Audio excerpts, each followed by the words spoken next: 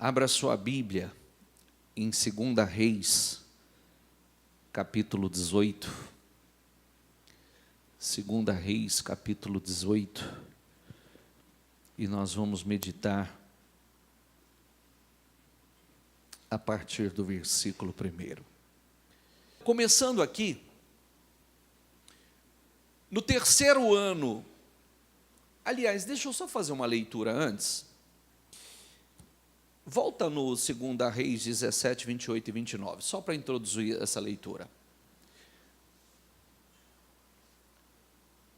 Então um dos sacerdotes exilados de Samaria veio morar em Betel, diga comigo, e lhes ensinou a adorar o Senhor. Então, todo o tempo Deus levantou pessoas para ensinar o povo a servir, a adorar, a fazer o que Deus aprova. Mas também em todo o tempo isso aqui aconteceu. Passa. No entanto, diga comigo, cada grupo fez seus próprios deuses. Nas diversas cidades em que moravam e os puseram nos altares idólatras que o povo de Samaria havia feito. Só deixa registrado isso aí. Volta lá, 2 Reis 18. No terceiro ano do reinado de Oséias, filho de Elá, rei de Israel, Ezequias, filho de Acás, rei de Judá, começou a reinar. Ele tinha 25 anos de idade quando começou a reinar, e reinou 29 anos em Jerusalém. O nome de sua mãe era Abiá, filha de Zacarias. Ele fez o que o Senhor aprova, tal como tinha feito Davi, seu predecessor. Removeu os altares idólatras, quebrou as colunas sagradas e derrubou os postes sagrados.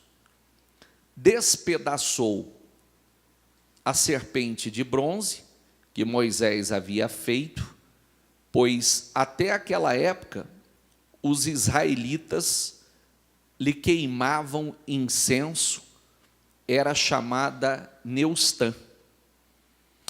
Ezequias confiava no Senhor, o Deus de Israel. Nunca houve ninguém como ele entre os reis de Judá, nem antes, nem depois. Ele se apegou ao Senhor e não deixou de segui-lo. Obedeceu aos mandamentos que o Senhor tinha dado a Moisés. E o Senhor estava com ele, diga comigo, era bem-sucedido em tudo o que fazia. Rebelou-se contra o rei da Síria e deixou de submeter-se a ele. Desde as torres das sentinelas até a cidade fortificada, ele derrotou os filisteus até Gaza e o seu território. Volta, por favor, ao versículo 4. Repita comigo. Removeu os altares idólatras, quebrou as colunas sagradas e derrubou os postes sagrados. Despedaçou a serpente de bronze que Moisés havia feito, pois até aquela época os israelitas lhe queimavam incenso, era chamada Neustã. Juízes 8, 27, depois grava esse versículo que eu vou voltar nele. Diga comigo, Gideão usou o ouro para fazer um manto sacerdotal, que ele colocou em sua cidade em Ofra. Todo Israel, diga comigo, prostituiu-se, fazendo dele objeto de adoração, e veio a ser, diga comigo, uma armadilha para Gideão e sua família. Quando eu pedi para repetir a leitura, o versículo 4, agora de 2 Reis, é para mostrar uma coisa interessante, que quando o povo na rebeldia, na desobediência, na murmuração, falando, blasfemando, murmurando, com uma série de atitudes rebeldes que provocou a ira do Senhor e veio, Deus permitiu que viessem serpentes que começaram a atacar aquele povo e matar o povo. Serpentes do deserto começaram a matar, picar e matar aquele povo. O Senhor, posteriormente, o Senhor manda Moisés levantar uma serpente de bronze, e aquela serpente, quando eles olhavam para aquela serpente, todos aqueles que olhavam para aquela serpente eram, de alguma forma, protegidos. As serpentes do deserto não causavam mal algum.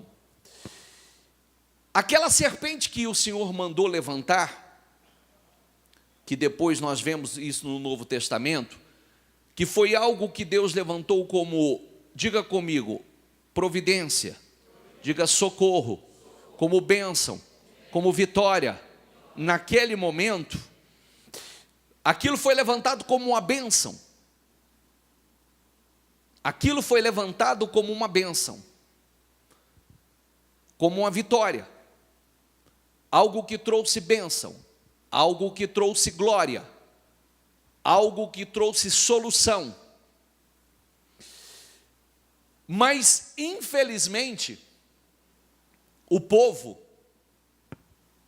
tinha essa tendência, a tendência a se apegar, a adorar, idolatrar, priorizar, até mesmo aquilo que Deus levantou como uma bênção, como algo glorioso na vida deles naquele momento. Eles passaram a adorar, queimar incenso e tratar a serpente como uma deusa, como nós lemos, Neustã, e começaram a queimar incenso em adoração àquela deusa. Se tornou objeto de adoração, idolatria. Como aqui, Gideão faz um manto sacerdotal, quando ele deveria assumir uma posição, a posição que Deus o colocou para assumir, mas ele não quis assumir. Ele pega e confecciona um manto, uma veste. Um manto sacerdotal se tornou um objeto de idolatria, de adoração. O que se tornou, o povo se prostituiu fazendo objeto de adoração e veio a ser, diga comigo, uma armadilha para Gideão e sua família. Bispo, o que significa isso? O que significa é que as pessoas, elas podem pegar algo que veio para ser bênção na vida dela, ela pode pegar algo que Deus trouxe como uma solução, ele pode pegar algo que Deus trouxe como uma grande vitória, ele pode pegar algo que Deus trouxe como provisão, ele pode pegar algo que Deus deu a ele como bênção e começar a fazer daquilo, ou da bênção, um objeto de adoração. Ou seja, a pessoa, ele prioriza mais aquilo que Deus colocou como bênção na vida dele do que o próprio Deus. Ele deixa de fazer a vontade de Deus, ele deixa de priorizar a Deus e ele começa a priorizar aquilo que Deus deu a ele. E veio como uma bênção, e veio como uma provisão. Ele transforma a bênção em, pode concluir, maldição. Ele transforma a bênção. Um manto, você vê que o ser humano é complicado. Eles fizeram da serpente um objeto de adoração, eles fizeram do manto sacerdotal um objeto de adoração, quando na verdade eles deveriam parar e dizer: não, isso aqui não tem poder. O que tem poder é a bênção de Deus em nossas vidas. Você pensa que é diferente do que tem acontecido nos dias atuais? Quantas pessoas que têm priorizado a bênção, quantas pessoas que têm colocado a confiança. Deus dá a ele uma bênção, Deus dá a ele um negócio, Deus dá a ele uma casa, Deus dá a ele um carro, Deus dá a ele uma empresa, e de repente a pessoa começa a priorizar, colocar a sua confiança, tratar com prioridade aquilo que Deus deu a ele, se torna já um objeto de idolatria, aquilo que Deus deu a ele e não o próprio Deus. E aí é que está uma coisa, um grande... Olha a leitura que nós vamos fazer, as próximas leituras que nós vamos fazer. Jeremias 7. Assim diz o Senhor dos Exércitos, o Deus de Israel. Diga comigo: corrijam a sua conduta e suas ações, e os farei habitar neste lugar. Não confie nas palavras enganosas dos que dizem: este é o templo do Senhor. O templo do Senhor. O templo do Senhor. Segue, por favor. Vocês pensam que podem roubar e matar e cometer adultério, jurar falsamente, queimar incenso a Baal e seguir outros deuses que vocês não conheceram, e depois vir e permanecer perante mim neste templo, que leva o meu nome, e dizer: estamos seguros? Seguros para continuar com todas essas práticas repugnantes? É o que eu sempre digo, né? Diga comigo: a bênção está sobre a pessoa, caminha sobre a pessoa. Quantas pessoas que acreditam, falando do povo, eles estavam com práticas repugnantes, atitudes abomináveis, e acreditavam que pelo templo do Senhor está naquele lugar, pelo templo do Senhor está na cidade, pelo lugar santo, lugar sagrado, o templo ser um lugar de adoração, um lugar que Deus construiu para a sua habitação e para a adoração a Ele. Então eles acreditavam que nada poderia dar errado, eles estavam seguros. Volta 2 versículos, por favor. Vocês pensam que pode roubar e matar e cometer adultério, jurar falsamente, queimar incenso a Baal e seguir outros deuses que vocês não conheceram, e depois vir e permanecer perante mim neste templo, que leva o meu nome, e dizer: estamos seguros?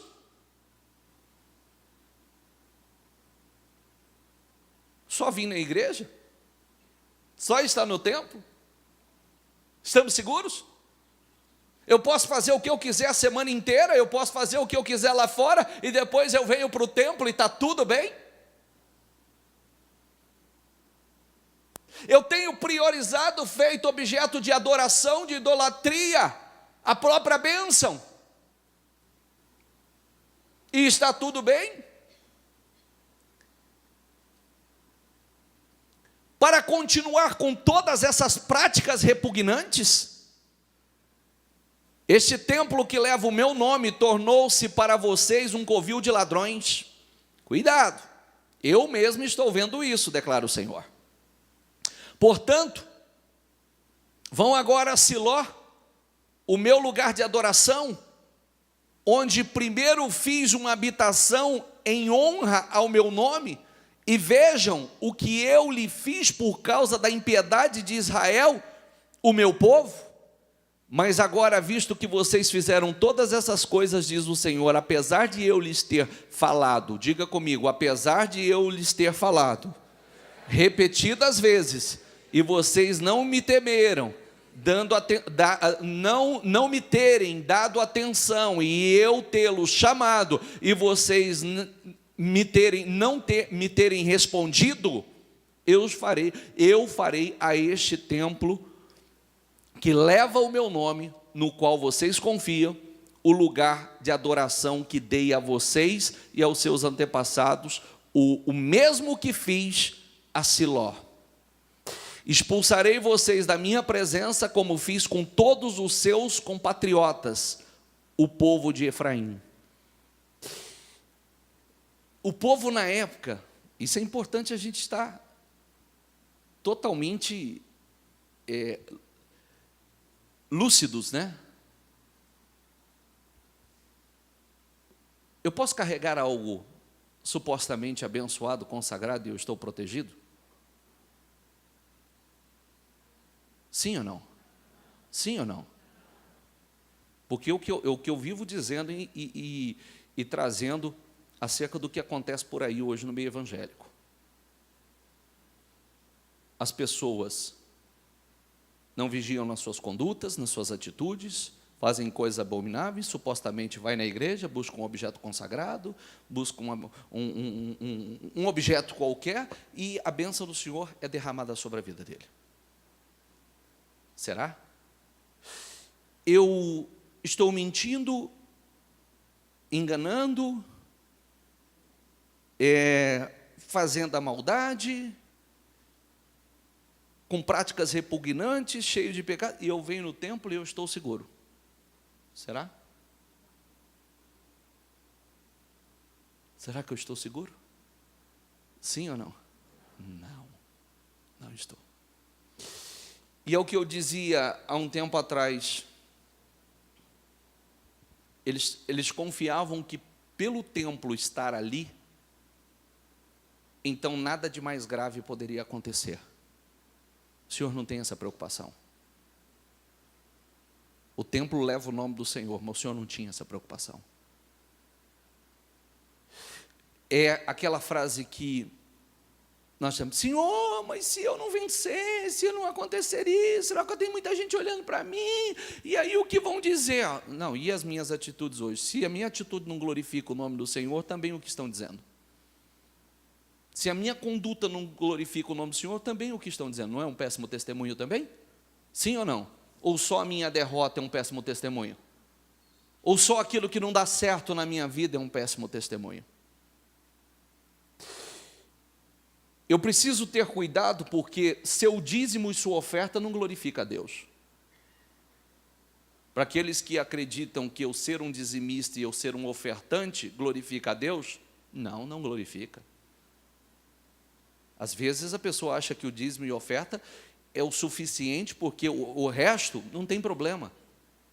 Não, seu dízimo, a sua oferta não glorifica ao Senhor se a sua atitude, se o seu caminhar, se a sua maneira de falar, se a sua maneira de agir no seu dia a dia não glorificar o Senhor.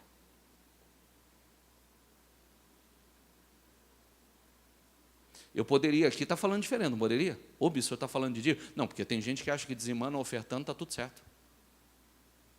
Será? Você acha que sim? Se eu dizimar e ofertar, honrar a Deus, fazer coisas, está tudo certo? Está longe. Longe de estar tudo certo.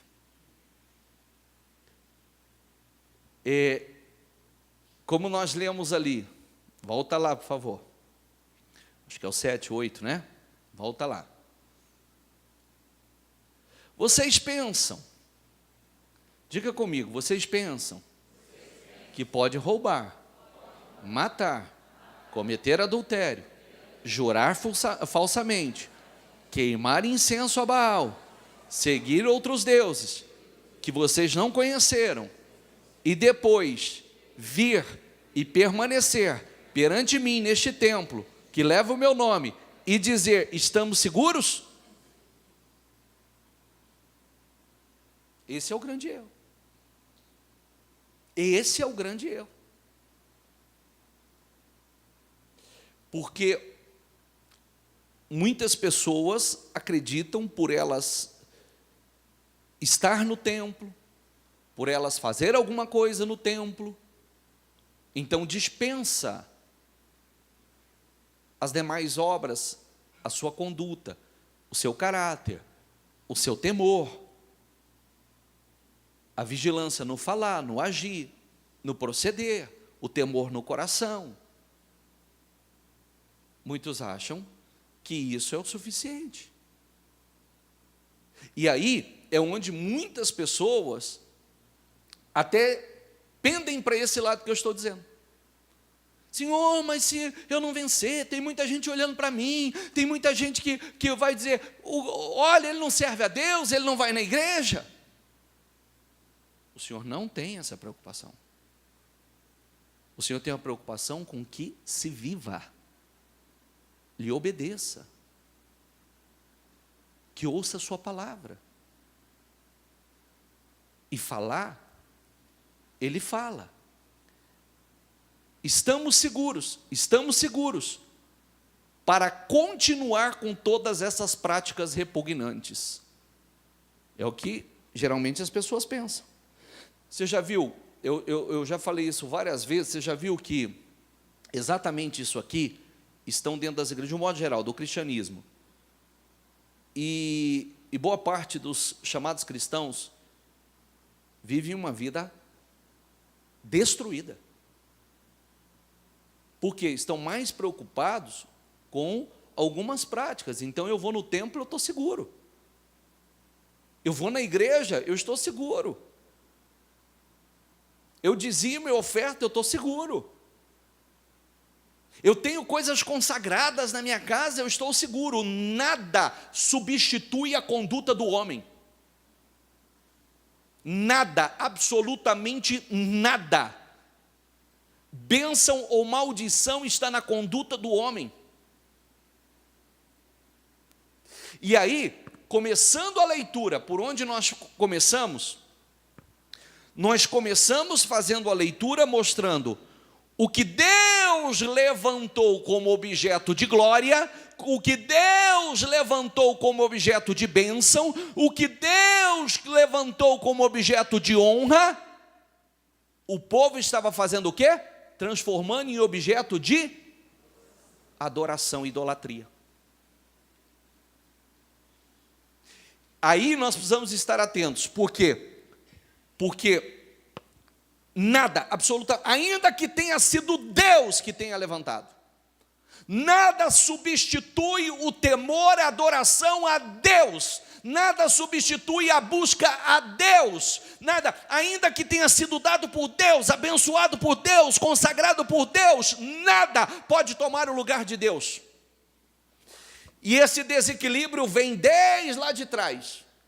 Às vezes Deus levanta algo para ser bênção, as pessoas transformam aquele algo de bênção em objeto de adoração, de idolatria, de dependência, de segurança, coloca a sua fé, a sua confiança, prioriza mais a bênção do que o próprio Deus, o abençoador.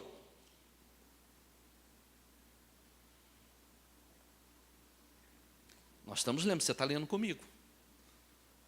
Você está lendo comigo. Todos nós podemos cometer esse erro. Todos nós. Ai, Deus me abençoou, agora eu preciso cuidar, eu preciso trabalhar, eu tenho coisa a fazer. Nada. Ah, porque senão de lá não vem a prosperidade. Não vem. Ah, mas eu preciso fazer para ter segurança. Não tem segurança. A segurança está em Deus. Está nele. Nada substitui a presença de Deus, o que nós devemos dar a Deus, a prioridade que é de Deus, a adoração a Deus. Nada.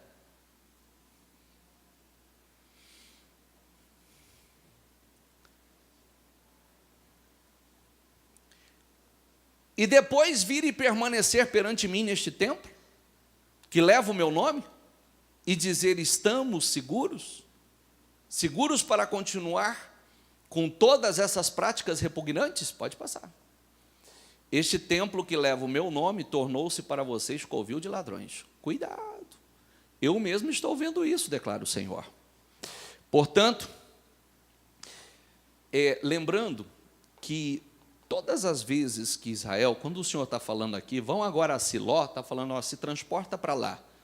Porque na época, também fizeram da Arca da Aliança, símbolo da presença do Senhor, também objeto de adoração, colocando a sua confiança naquilo que não deveria ser colocado.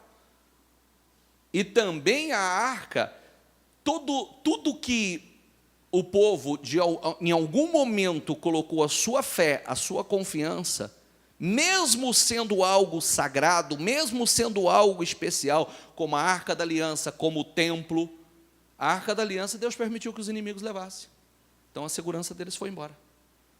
Eles perderam a guerra e o inimigo levou a Arca da Aliança.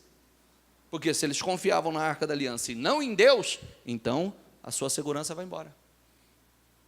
Aqui nada vai acontecer, porque o templo está aqui.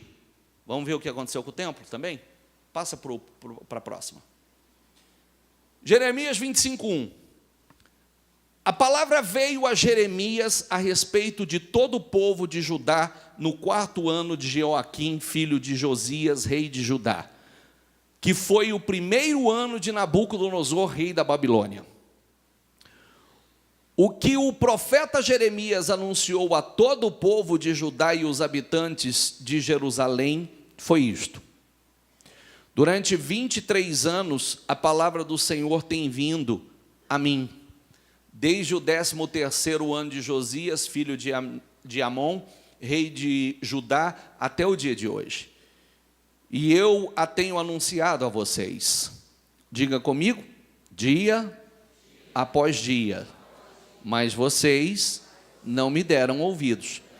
Você grave isso, né? Primeiro sempre vem a palavra. Se a palavra não for suficiente, virá as circunstâncias. Mas Deus sempre fala. Deus sempre fala. Fala dia após dia, nos adverte dia após dia. Fala conosco de uma maneira ou de outra. De uma forma ou de outra. Acerca do que Ele quer que façamos, daquilo que Ele não quer que nós façamos, o que devemos priorizar, o que não devemos priorizar, Ele fala dia após dia, de uma forma ou de outra. Embora o Senhor tenha enviado a vocês os seus servos, os profetas, diga comigo, dia após dia, vocês não ouviram nem lhe deram atenção. Quando disseram, converta-se cada um do seu caminho mau e de suas más obras, e vocês permanecerão na terra que o Senhor deu a vocês e aos seus antepassados para sempre. Não sigam outros deuses para prestar-lhes culto e adorá-los. Não provoquem a minha ira com ídolos feitos por vocês, e eu não trarei desgraça sobre vocês. Mas vocês, diga comigo, não me deram ouvidos. E me provocaram a ira com os ídolos que vocês fizeram, trazendo desgraça sobre si mesmos, declara o Senhor. Portanto, assim diz o Senhor dos Exércitos, visto que vocês não ouviram as minhas palavras, convocarei todos os povos do norte, e diga comigo, o meu servo Nabucodonosor, rei da Babilônia, declara o Senhor, e os trarei para atacar esta terra, e os seus habitantes e todas as nações ao redor, e eu os destruirei completamente, e os farei um objeto de pavor e de zombaria, e uma ruína permanente. Toda esta terra se tornará uma ruína desolada, e essas nações estarão sujeitas ao rei da Babilônia durante, diga comigo, 70 anos.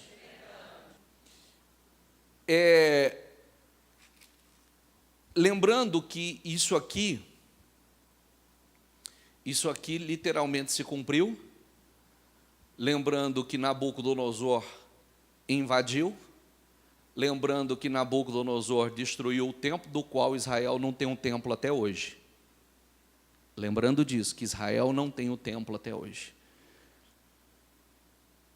Eles colocaram a confiança que nada aconteceria, porque eles estavam fazendo uma série de coisas que Deus reprova, porém na cabeça deles o templo, o lugar sagrado, estava ali, então nada aconteceria. E é aí que eu quero mostrar a você que Deus não se importa com isso. Deus não se importa se a destruição do templo ia causar algum mau testemunho, vamos colocar assim. Que a destruição do templo, que se Israel sofresse a derrota e o templo fosse destruído, as pessoas iam dizer, mas aonde está o Deus deles? Ele não tem essa preocupação. A grande preocupação do Senhor é que nós o obedeçamos, sejamos fiéis a Ele. A grande preocupação do Senhor é que o seu povo o sirva com sinceridade, com caráter sincero, com uma postura de integridade. E aí que eu quero, esse ponto que eu quero mostrar a vocês, que às vezes as pessoas pensam assim, meu Deus, eu estou numa luta, se levantou uma luta, eu devo estar sob o efeito de inveja, eu devo estar sob o efeito de olho gordo, não, alguém deve ter feito alguma coisa contra a minha vida, quando na verdade muitas pessoas não se trata disso. Muitas pessoas se tratam de se transformar a bênção, algo que veio para a honra, algo que veio para a glória, algo que veio como objeto de salvação, de libertação, de transformação, de glória na vida dele, e de repente ele deveria pegar aquilo e ainda adorar a Deus ainda mais. Daqui a pouco ele está adorando o objeto que foi objeto de bênção na vida dele. Ele está adorando mais a bênção do que o abençoador. Ele está adorando a imagem, ele está adorando a roupa. O manto sacerdotal era uma roupa. Ele estava adorando o manto, que era uma roupa sagrada. Como a pessoa pode adorar o seu trabalho, ele priorizando o seu trabalho, priorizando a sua empresa, priorizando a sua casa, priorizando o seu carro, priorizando o tempo que deveria, a adoração, a confiança que deveria ser depositada 100% em Deus, a pessoa está colocando em coisas.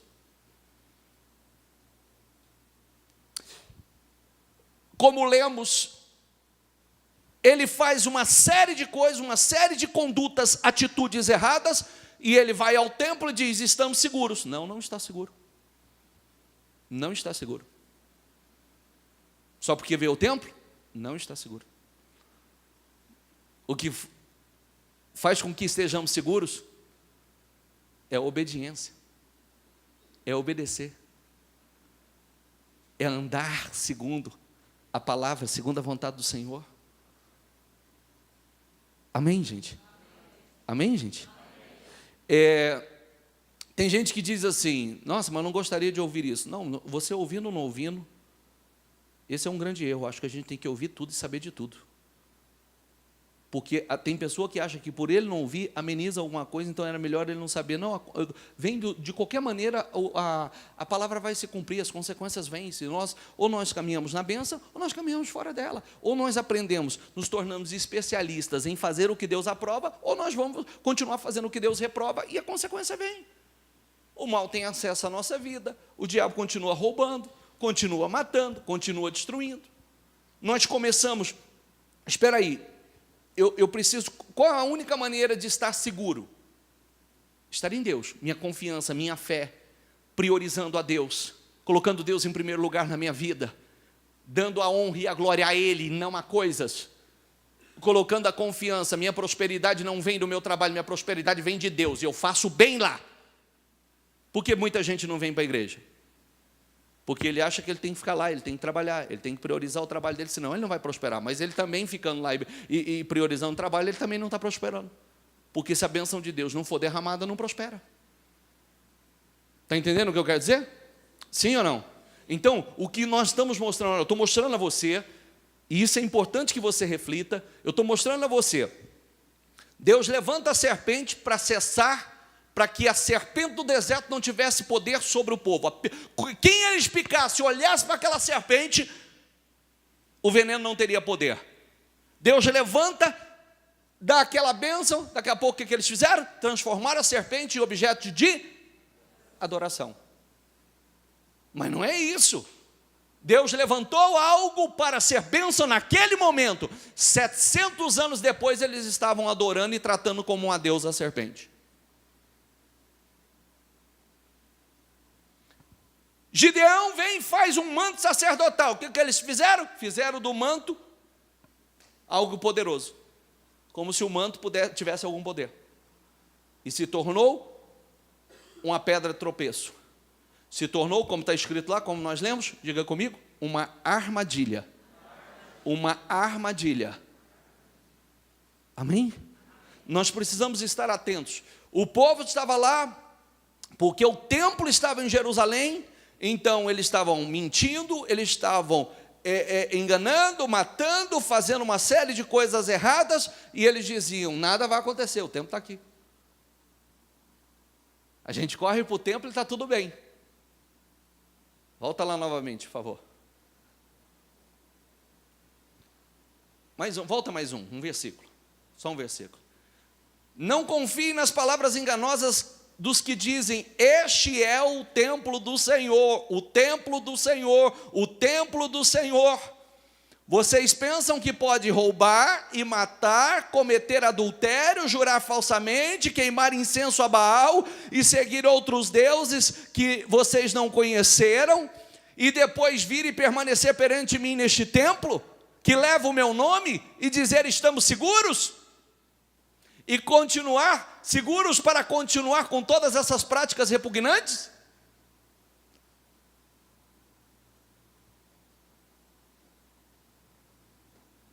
Versículo, a referência fala por si.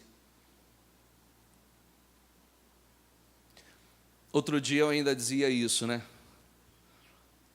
Não sei quem disse, supostamente alguém teria dito assim, né, que no Ministério Mudança de Vida, muita gente gosta de estar, porque a pregação é fácil de se ouvir leviana. Eu falei, não é não. Até porque muito pouca gente tem coragem de pregar aquilo que a gente prega. Muito poucas pessoas têm coragem de falar o que a gente fala. Porque tem medo das pessoas não aceitarem e não permanecer. Eu tenho responsabilidade com a tua vida. Eu prefiro que você não permaneça aqui, porque você achou a palavra dura, do que você permanecer e continuar com a vida derrotada, fazendo uma série de coisas erradas, que não vai trazer resultado nenhum para a sua vida, e amanhã você vai olhar e vai dizer assim, eu nunca ouvi, nunca me ensinaram, nunca falaram de verdade aquilo que a gente precisava ouvir. Não. E aonde nós queremos estar? Casa edificada na rocha ou casa edificada na areia? Aonde? E isso, gente, é qualquer um de nós. Eu sou pastor, eu prego a palavra, estou envolvido com a obra. A obra não substitui minha comunhão com Deus. Eu posso estar envolvido com a obra e nada envolvido com Deus. Entendeu ou não? Estou em pecado do mesmo jeito. Eu posso supostamente estar envolvido com a obra, fazendo algo que parece que supre tudo, e distante de Deus, não em comunhão com Deus, não priorizando a Deus de verdade. Estou errado. E não quer dizer que também não estou seguro. O que faz com que estejamos seguros? A nossa comunhão com Deus. Colocando Deus no lugar que Ele deve estar em nossas vidas. Priorizando. A segurança está nele. A segurança não está no dinheiro que eu tenho, no meu trabalho, na minha empresa.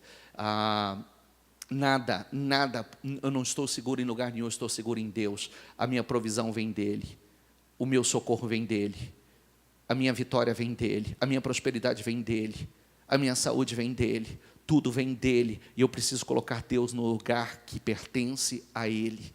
Eu preciso estar atento, porque eu não posso estar no templo e de repente fazendo uma série de coisas e achar que eu estou seguro. Só porque eu venho no templo eu estou seguro. Não estou.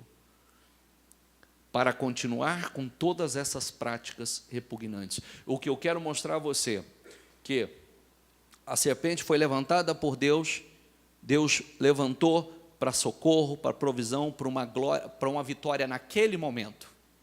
Algo que chegou para ser bênção naquele momento.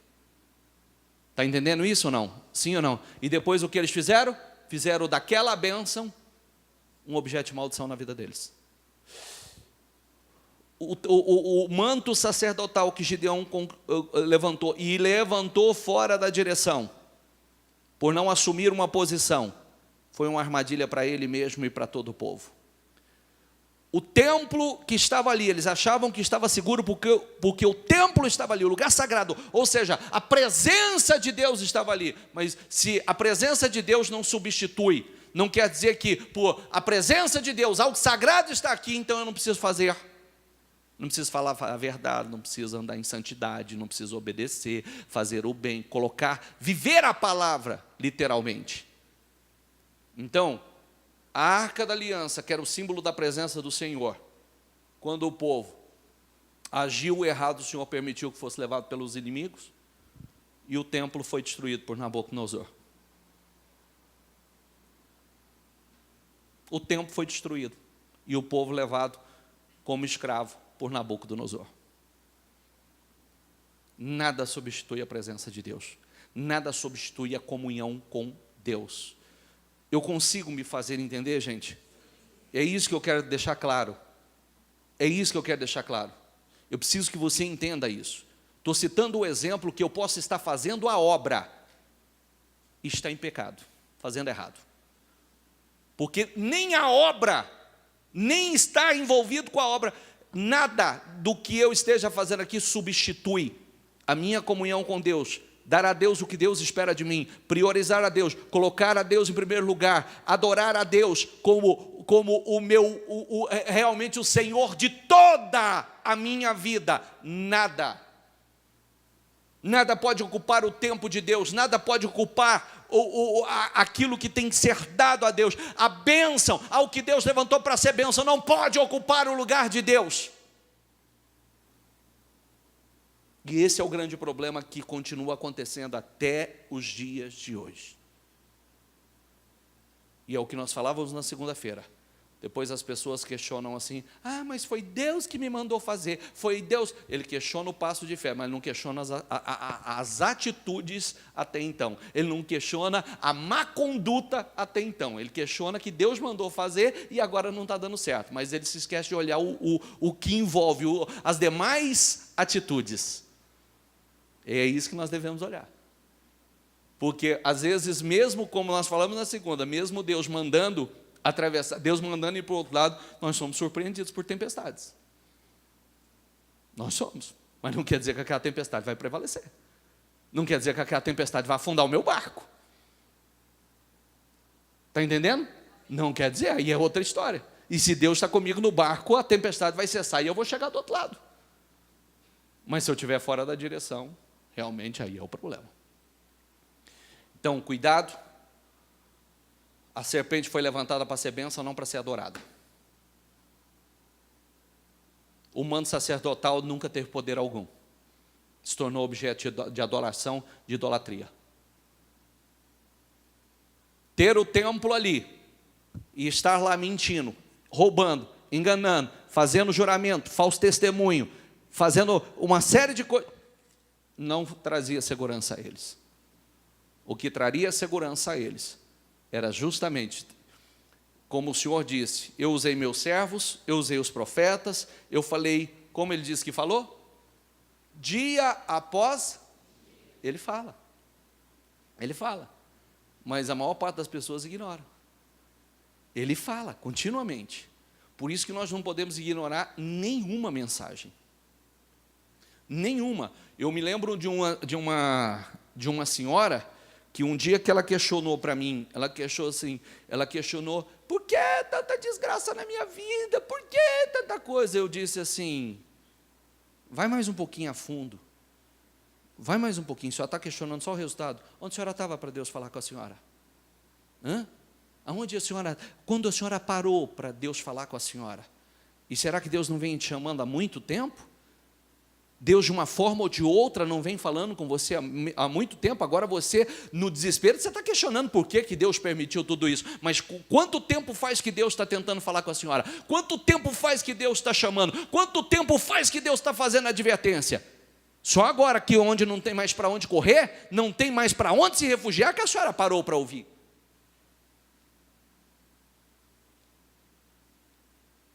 Nós precisamos estar atentos, que Deus fala. Deus quer dar direção, Deus quer dar livramento.